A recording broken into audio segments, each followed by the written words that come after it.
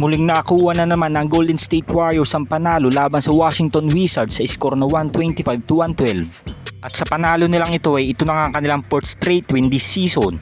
At aakyat na nga rin sila sa pangalawang pwesto ng buong Western Conference. At isang game na nga lang kanilang pagitan ng undefeated team na Oklahoma City Thunder. Well, sa game nga na ito ay total team effort ang ipinakita ng Dubs dahil 7 players lang naman na nakagawa sa kanila ng double digit scoring. At sa pangunguna nga yan ng pagbabalik ng 2-time MVP na si Stephen Curry na gumawa ng 24 points, 3 rebounds at 6 assists. Sinundan naman niya ng 20 points, 5 rebounds at 2 assists ni Buddy Hield.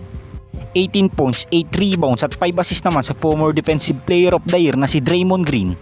15 points, 6 rebounds naman kay Jonathan Kuminga. 12 points and 6 rebounds din kay Trayce Jackson Davis at 10 points at 1 rebound naman kay Moses Moody.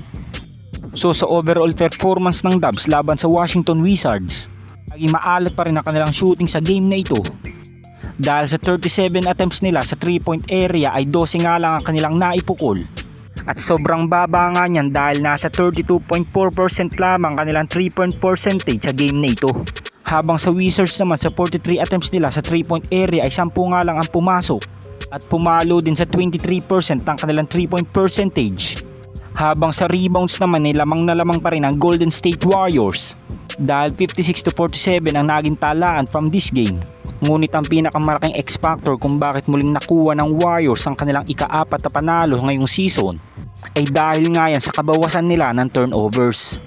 Habang sa game naman ng Los Angeles Lakers laban sa Detroit Pistons, ginulat nga nila Cade Cunningham ang 4-time MVP na si LeBron James dahil tinalo lang naman nila ang LA sa score na 115-103 at dominant win nga ito para sa Detroit Pistons dahil umabot nga sa 20 ang kanilang kalamangan sa game na ito. Ngunit unti-unti nga lang nakarecover ang Lakers sa 3rd and 4th quarter, kaya naman naibaba pa nga nila ang kalamangan ng Detroit sa 12 puntos. Sa naging panalo nga ng Pistons ay pinangunahan nga yan ni Jaden Ivey na gumawa ng 26 points, 4 rebounds at 4 assists at solid 19 points naman kay Tim Hardaway Jr. at triple-double performance naman para kay Cade Cunningham na gumawa ng 17 points, 11 rebounds at 11 assists. Sa LA naman ay pinangunahan sila ni Anthony Davis na gumawa ng 37 points, 9 rebounds at 4 assists. At almost triple-double performance din sa 4-time MVP na si LeBron James na gumawa ng 20 points, 8 rebounds at 11 assists. At 17 points, 4 rebounds at 4 assists naman kay Austin Reeves. Sa naging pagkatalo ng Lakers sa game na ito ay babagsak nga sila sa panglimang pwesto ng buong Western Conference. At may record din sila as of now na 4 wins and 3 losses.